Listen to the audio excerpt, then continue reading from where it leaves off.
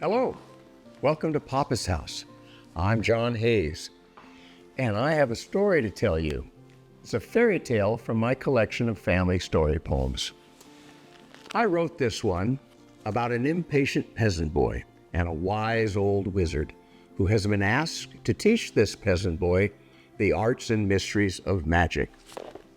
Sound familiar? Well, throughout the ages, famous stories and not so famous stories have been told, some remembered and retold, and many not retold, but not necessarily forgotten. I have been influenced by all of these stories that made their way into and out of my head. With all that influence and inspiration, I wrote this next fairy tale for my children, A Wizard to Be. The people of a small village chose a peasant boy to be their best. They brought him to the mountain wizard to pass the wizard's test. This wizard promised to teach him the secrets of this magical trade. The boy would be taught about magic and how the magic was made. No magic was taught, day after day, which became week after week. All I do is chores, the boy thought. Where is all the magic I seek? Is magic something the wizard learned or something he bought? How does a wizard become a wizard? The boy anxiously thought. Time for bed, the wizard yawned and shut his bedroom door. The boy yelled at the wizard, "Where is this magic I came for?" The boy angrily raised his fist and pounded on the door, but heard the wizard humming and saying over and over just one silly word. "Fuss budget," the boy had heard the wizard retort with a bark. It seemed an odd thing to utter while standing all alone in the dark. Fuss budget was a very weird word that the wizard had just said. Was the wizard cursing in the dark as he was preparing for bed? But then the boy saw flashing bright lights from under the door. Then rushing wind sounds vibrated inside, and then nothing more. Suddenly, the wizard opened his door to begin his bedtime rounds.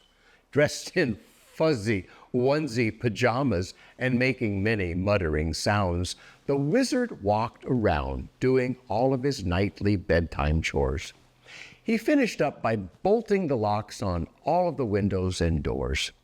The wizard then wished the boy pleasant dreams and good night, and marched back into his bedroom, and as he turned out the light, he carefully removed his wizard's hat without a word being said and put his wizard's hat on the top of the chest at the foot of his bed. And the wizard was sound asleep and snoring in the wink of an eye. The boy just stood staring at his sleeping master, asking himself, "Why?" The boy muttered, "That's it," as he glared at the cone-shaped hat. And the boy pondered about this, and then he pondered about that. The boy was angry and bewildered, just staring and standing alone. And the boy wondered, why is that silly hat shaped like a cone? The wizard never wears a bowler. The wizard never wears a beret. He wears that silly cone hat from dawn till the end of the day. The boy stared at that cone hat on the top of the chest where it sat, and suddenly decided and declared, "I deserve my own cone hat." The boy grabbed that cone hat from the chest at the foot of the bed, and the wizard's cone hat suddenly sat upon a curious boy's head. He pondered, what would be the harm if I tried his hat on for size? He mused to himself, too big, yet it does make me look so wise. The boy strutted proudly about, trying too hard not to make a sound. What if the wizard suddenly should wake and I was to be found, pretending to be something that the wizard would say I was not? I would be sent straight home, duly dismissed, right on the spot. But I see no harm in this. The boy cocked the hat as he thought, this hat is just a silly cone hat that the old wizard had bought. The boy strutted back and forth, and then he strutted to and fro. The boy bumped into a chair, painfully stubbing his right big toe. Jumping around and up and down, he yelled out that new word, Fuss budget, was the wizard's weird word that the boy had heard. A whirlwind of light appeared, and the light sparkled and swirled. The light surrounded the boy, and the light twinkled and twirled. This sparkling, swirling, bright light had blinded the boy's sight. The boy quickly covered his eyes and began squealing with fright. The twirling whirlwind of light suddenly stopped, then withdrew.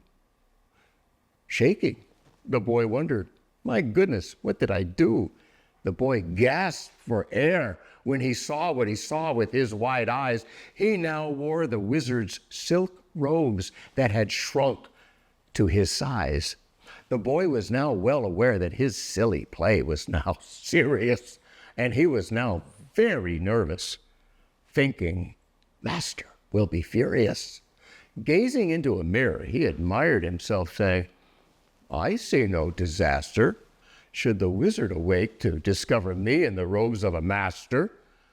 The boy noticed that attached to the belt of his new silky pantses was the wizard's magic wand that he used for magical chants.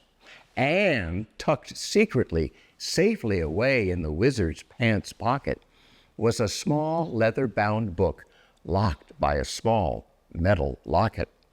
The boy thought, what would be so bad if I took a quick look? Pushing the locket's button in, he beheld that it opened the book. As he carefully turned the pages, his young eyes opened wide. The wizard's magic spells were written on the pages inside. The boy whispered out loud, "A spell to make something float."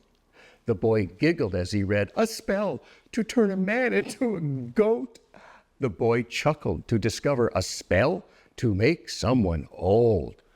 The boy imagined his wealth, a spell to turn straw into gold. Hundreds of spells were written on the pages, ancient pages.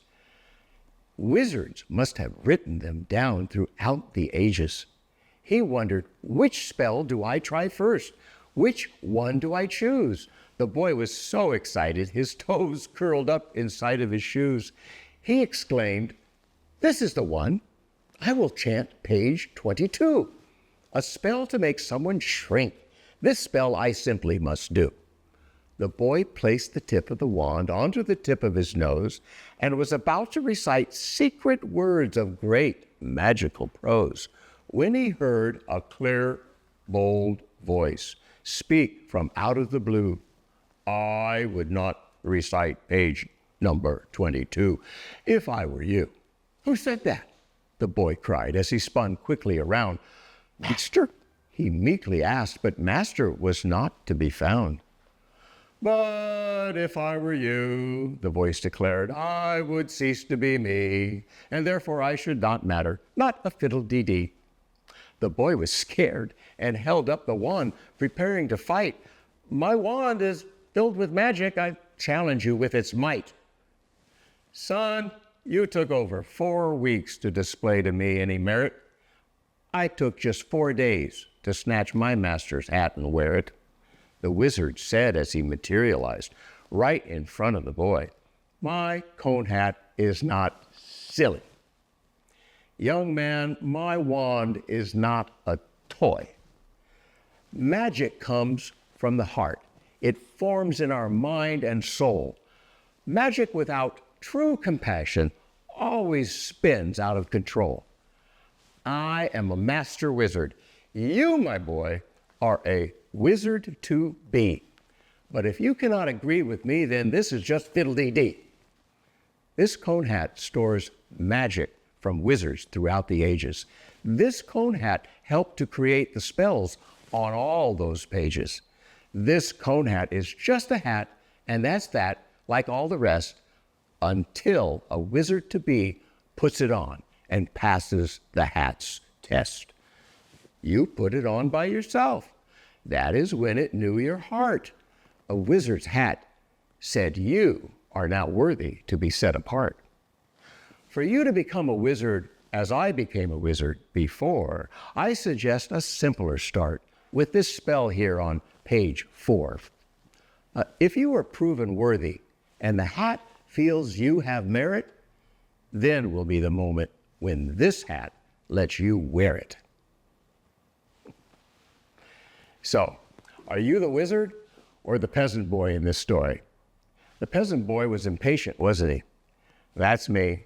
When I want something, I usually don't want to wait for it or stand in line for it or go to school for it. I just want a magic wand to wave and make it happen right now. And so if you are still here watching me and hearing me say this, I thank you for watching and listening. And I ask you to do me a favor and write wizard in the comments window below. I congratulate you on your compassion and for your patience. This story was a long one. Be sure to check out my other story poems, long and short, here at Papa's House. Until next time, be safe. Bye-bye. Bus budget.